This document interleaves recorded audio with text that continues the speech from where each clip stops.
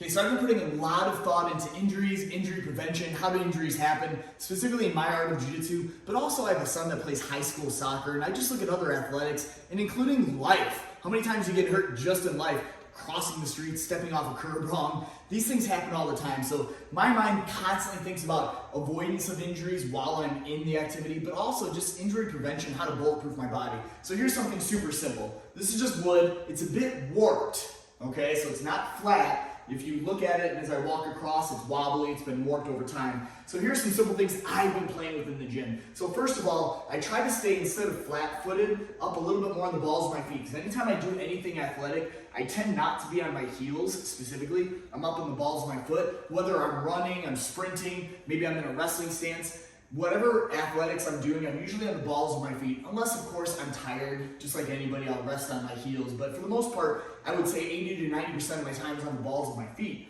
And I bet if you're in athletics, you're pretty similar. So same thing, weight is more on the ball of the foot, not the heel. And I'm practicing putting one foot in front of the other. So I'm lining up the ball of my foot with my toes. So I'm not taking a big step out, although you can, but I'm trying to make this as difficult as possible. So foot, the ground is hot lava, don't touch the ground. Put it right in front of the big toe, step, keep my balance. Now look, I took a bigger step than I wanted to, so my precision was off. And this is just an opportunity for me to practice more. To be precise, go right in front of that big toe.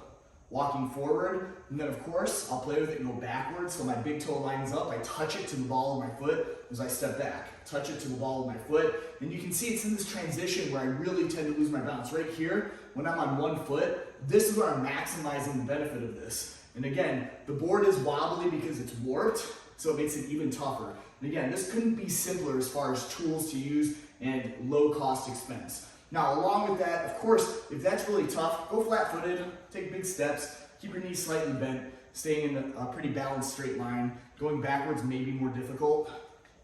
Closing one eye, that's going to increase the difficulty. And then if you get brave and close both, your body, bam, I'm off. See that as soon as I close my eyes.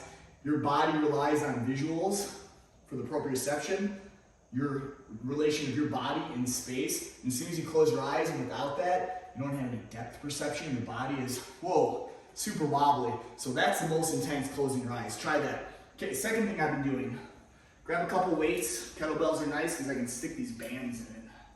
Check this out. So I've been playing all kinds of different positions you can do on here, okay? So we can go forward just like I talked about. Now holding these does add to it. So let's say I go flat-footed. You can see because the bungee effect of these bands, as I move, it knocks me out of balance a bit more. You can make this even tougher, which is something I've been doing, bouncing it manually with your arms. So bouncing it up and down, this makes it a lot more difficult. Again, you can be flat-footed or get up on the balls of the feet. Don't forget to bounce it. Or you can also, look, I just lost my balance there.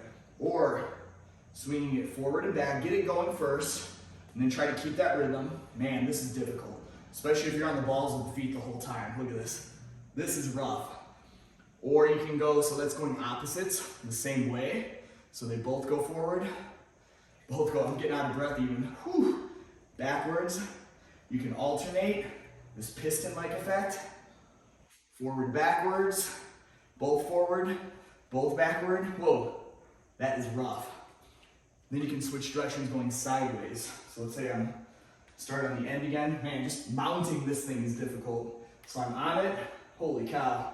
And at first, maybe just hang on to these guys and start going sideways across. This is difficult. Again, the board is a bit warped. Going sideways is rough. And then if I start adding the bounce in there, forget about it. So, train for your sport, train for life, train your balance. This is an inexpensive, I bet you have this laying around the house or garage.